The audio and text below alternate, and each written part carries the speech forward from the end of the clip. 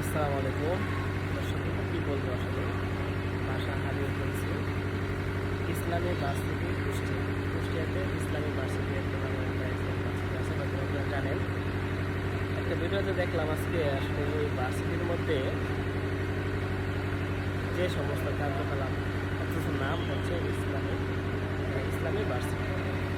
এই ইসলামী ভার্সিটির মধ্যে কীরকমভাবে তারা কাজ করতেছে, মানে পুরা রাম সাগরের মতো, তারা পাগল আর রাম সাগর এরকম সেম।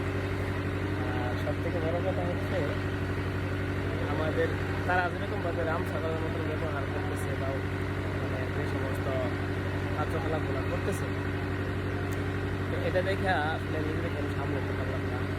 তারা এই সমস্ত বাদ দিয়ে যদি কতটুকু পরিমাণ যদি পড়াশোনা করতো, তাহলে হয়তো না দেশে এরকম প্রচার হতো না। তো এটাই একটা জিনিস বলতে চাই, আসলে ৭১ সালে যুদ্ধ করে দেশ স্বাধীন করছে। স্বাধীন করার পরে থেকে সাধারণ মানুষের তো ভাত কাপড়ের অভাব বাংলাদেশে এখন পর্যন্ত ভাত কাপড় পাচ্ছে না ঠিকঠাক মতো। তবে একটা জিনিসের অভাব নাই, সেটা হচ্ছে কি জানেন, মানে আমাদের বাংলাদেশে ৭১ সালের পর থেকে এখন পর্যন্ত যেটার অভাব হয় নাই, সেটা হচ্ছে রাম ছাগল। মানুষ টানা যে সমস্ত রাম ছাগল আছে, তাদের কিন্তু কোনো অভাব এখনও বাংলাদেশের মধ্যে হয় নাই। তো ভিডিওটা আমি নিচে দিয়ে দিছি, আপনারা দেখেন। হ্যাঁ, ইসলামিক ভার্সিটির মধ্যে তারা এই সমস্ত কার্যকলাপ করে বেড়াচ্ছে। এরকম যে উৎপদ কিছু মানে অঙ্গভঙ্গি তারা করতেছে, আসলে ইসলামিক ভার্সিটির মধ্যে মানায়। আর এর পিছনে আমি যতটুকু মনে করি, আমাদের বাংলাদেশের শিক্ষা প্রতিষ্ঠান ধ্বংস করার পিছনে একটা মূল কারণ হচ্ছে, সেটা হচ্ছে ইন্ডিয়ারা আমাদের আসলে ভালো চায় না কখনোই না। যুদ্ধের পর থেকে, যুদ্ধের আগে থেকে ইন্ডিয়া আমাদের কখনো বন্ধু ছিল না, থাকবেও না। তো তারা আসলে আমাদের মানে সবথেকে বড় কথা হচ্ছে যে মানুষের মানে একটা দেশের সবথেকে শক্ত অবস্থান করতাম, যে জাতিগত শিক্ষিত সেই জাতিগত উন্নত। তো বাংলাদেশের শিক্ষিত হারটা যদি কমাতে পারে, তাহলে বাংলাদেশের কতটুকু পরিবর্তন, এরকম চিন্তা ফিকির নিয়ে ইন্ডিয়ারা মাঠে নামছে। সর্বপ্রথম তারা আমাদের শিক্ষা প্রতিষ্ঠানগুলো ধ্বংস করেছে।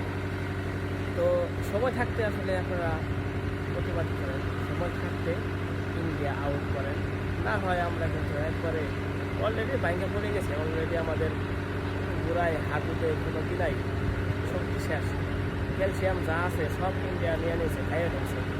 তো এখনও যতটুকু সময় আছে, সময় থাকতে আমি মনে করি রুখে দাঁড়াতে। হ্যাঁ, এই সমস্ত উৎপদ রাম ছাগলী কার্যকলাপ থেকে শিক্ষা প্রতিষ্ঠানে পড়াশোনার দিকে ফোকাস দিতে হবে। আমি আসলে শিক্ষিত না, এটা বলছি না, কিন্তু আমার পরের প্রজন্ম যারা আছে তারা আসলে কাজ করে দিতে হবে, আমাদের দিকে ফোকাস করতো, তাহলে হয়তো এশিয়া মহাদেশের সেরা ভার্সিটির তালিকায় এমপি করে ইসলামী ইউনিভার্সিটিকে এফডিসি বানিয়ে দিচ্ছে। এজন্য হয়তো মানুষ বলে আমাদের দেশে হাত কাপড়ের অভাব হলে রাম ছাগলের অভাব হলে এদেশের শিক্ষা ব্যবস্থা হচ্ছে উগান্ডার, আর কালচার গড়ে তুলতে চায় আমেরিকান। এজন্য এশিয়ার সেরা ৩০০ ইউনিভার্সিটির মধ্যে বাংলাদেশের একটা ভার্সিটির নাম খুঁজে পাওয়া যায়। এভাবে যদি ছাগলামি করার প্রবণতা